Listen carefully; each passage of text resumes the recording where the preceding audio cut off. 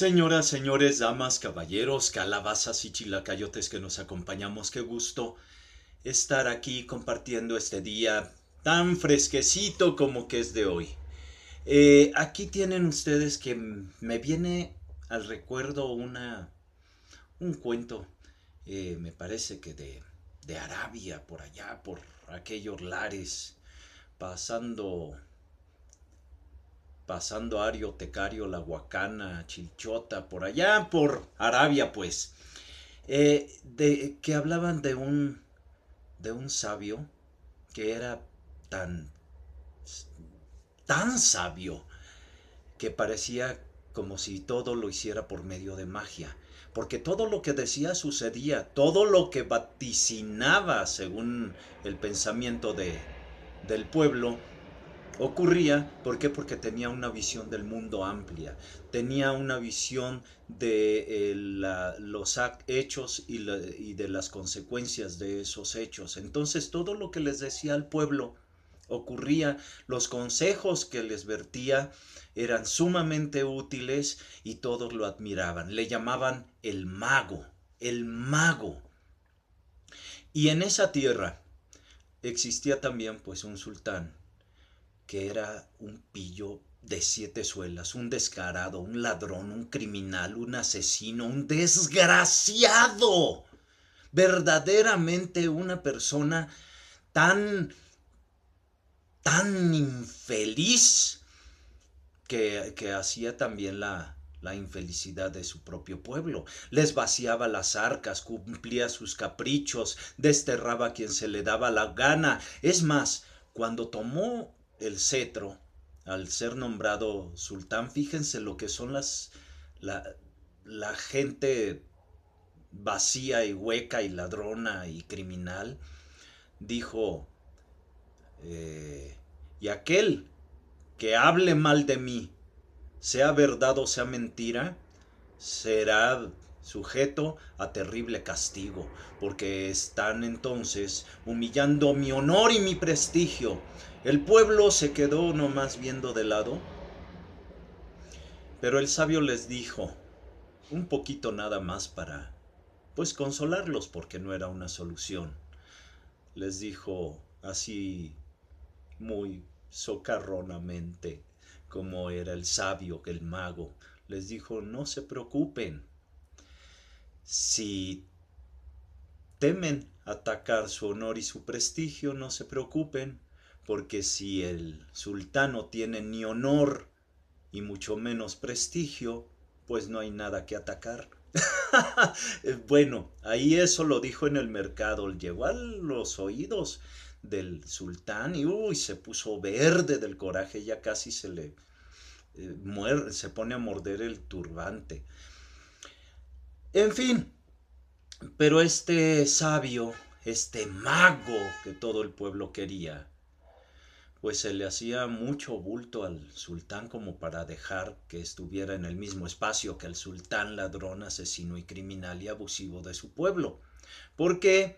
Porque como decía Pinochet, un dictador allá de 1973 y hacia adelante que hubo en Chile, es peligroso que la gente piense, ¿quieres matar a un cuerpo? Pégale en la cabeza. Y la cabeza de esa comunidad pues era el mago, era el sabio, el mago. Bueno, a él ya nada más lo tomaba con filosofía, porque pues son cosas del pueblo que ya les había aclarado, no es magia, es hechos y consecuencias de los hechos. Y bueno, ya les hablaba y les platicaba y les decía por medio de cuentos y de fábulas y de anécdotas y demás. Entonces, pues, el sultán estaba verde de ira y dijo, voy a matar a ese desgraciado del hombre al que le llaman el mago. Pero pensando, no le convenía tener entre sus manos la sangre del sabio, porque lo iba a convertir, así nada más, lo iba a convertir en un mártir, y un héroe para el pueblo, alguien que se sacrifica es, en vez de un punto de temor, es un acicate para, para abrir los ojos. Pensó, no, voy a ponerlo en ridículo, así como él me ha puesto en ridículo a mí. Voy a ponerlo en ridículo, lo voy a citar, no puede negarse, va a venir en el momento en que esté frente a mí, le voy a preguntar que siendo mago me diga la fecha de su muerte. Si me dice cualquier día, yo en ese momento lo voy a decapitar y voy a demostrar que ni es mago, ni es sabio y que yo tengo el poder. Y así va a quedar en ridículo. Bueno, así lo hizo. Lo mandó llamar. El sabio, el mago, pensando que algo apestaba en Dinamarca, como decía Shakespeare en su Hamlet, algo apestaba en Dinamarca. Bueno, pues fue, pero previniendo, se despidió de su familia, abrazó a sus hijos, besó a su esposa, dejó todos sus papeles preparados, todas las cuestiones en las que, pues, una persona antes de marchar hacia el encuentro con la muerte, pues debe dejar preparado mejor.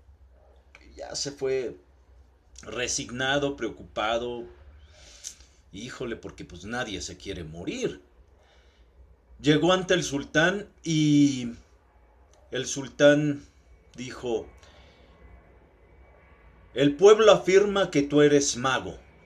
No, señor, mire usted, el pueblo afirma que eres mago y la palabra del pueblo es la palabra de Dios. ¿Dónde habrá escuchado eso? ¿En qué libro? ¿Quién lo dijo? Quién sabe, pero le salió así de la manga muy a propósito esa frase, que es la palabra del pueblo, es la palabra de Dios como sagrada. Ay, caray, esto ya no pinta bien. Así pues, tú siendo mago, quiero que me demuestres que eres mago. En este momento diciéndome cuál va a ser la fecha de tu muerte. El sabio, llamado mago, se fijó inmediatamente que el sultán llevaba las manos hacia su espada. Entonces, en un momento de silencio, reflexionó y dijo, voy a morir, majestad. Voy a morir un día antes que usted. No sé la fecha aproximada, pero yo lo que veo es que mi muerte será un día antes que la suya. Eso no se lo esperaba el sultán. Él pensaba que cualquier fecha que dijera, ahora, mañana, dentro de un año, en ese momento lo iba a descabezar, pero también la ignorancia deja muchas dudas. De repente pensó, ¿qué tal si sí? ¿Qué tal si realmente era mago? ¿Qué tal si no solamente era sabio, sino que era adivino, era vidente, era vaticinador? Aunque,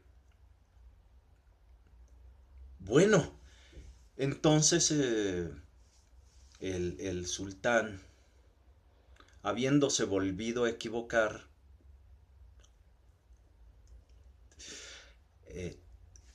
dejó su mano, la retiró de su espada y pues siguieron platicando, pero ya al momento en el que el sabio le solicitó venia para retirarse a su casa, el sultán ya se quedó con la duda y dijo, no, ya es muy noche, te he llamado a deshoras de la noche, entonces mejor quédate aquí, no te vaya a dar un aire, no te vayas a enfriar, no te vayan a asaltar en el camino, mira, y además, ¿para qué te cansas si vives muy lejos?